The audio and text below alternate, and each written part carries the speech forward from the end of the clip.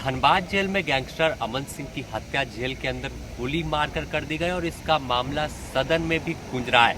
धनबाद विधायक राज सिन्हा ने सीधे तौर पर कहा कि सत्ता के संरक्षण में अपराधी फल फूल रहे हैं और उनका पैसा जो लेवी वसूलते हैं वो सत्ता के शीर्ष तक पहुंचता है। यही कारण है कि अपराध रोकने में यह सरकार विफल साबित हुई है।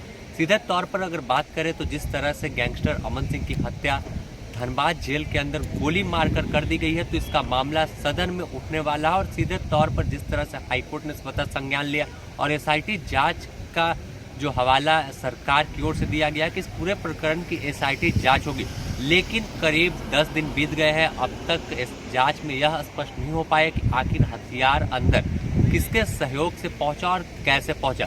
हम बात करते हैं भाजपा विधायक जो धनबाद से आते हैं राज सिन्हा, उनसे क्या कुछ कह रहे हैं। नहीं, बिल्कुल बिल्कुल कानून व्यवस्था ध्वस्त है और मैंने तो पहले भी कहा है कि अपराधी अधिकारी और सरकार का गठजोड़ है और जितनी भी जो भयादोहन होकर के पैसे आ रहे हैं वो सब सरकार के पास उसका हिस्सा जा रहा है, उसका हिस्सा अधिकारियों के पास भी जा रहा है। और हम यही मांग तो कर रहे हैं कि कोयला लूट का पैसा अपराधियों के साथ गठजोड़ करके जो भयादोहन का पैसा, इसमें वो जो धीरज साहू जी के पैसा निकला, कहीं ये वो पैसा तो नहीं है। या मुख्यमंत्री को जवाब देना चाहिए, मुख्यमंत्री को सदन में बताना चाहिए कि कौन सा जादू है।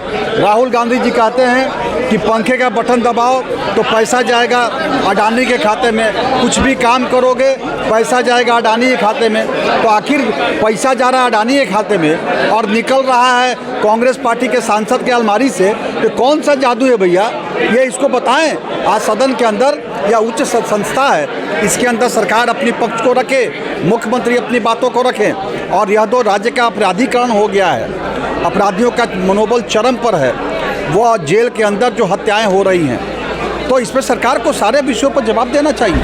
आखिर हथियार कैसे पहुंचा अब तक? या बिना सरकार के इशारे के यह तो पहुंच नहीं सकता है, या बिना सरकार के इशारे पर पदाधिकारी ढील देंगे नहीं। इसलिए मैंने कहा है कि सरकार, अधिकारी और अपराधियों का गठजोड़ बन गया है।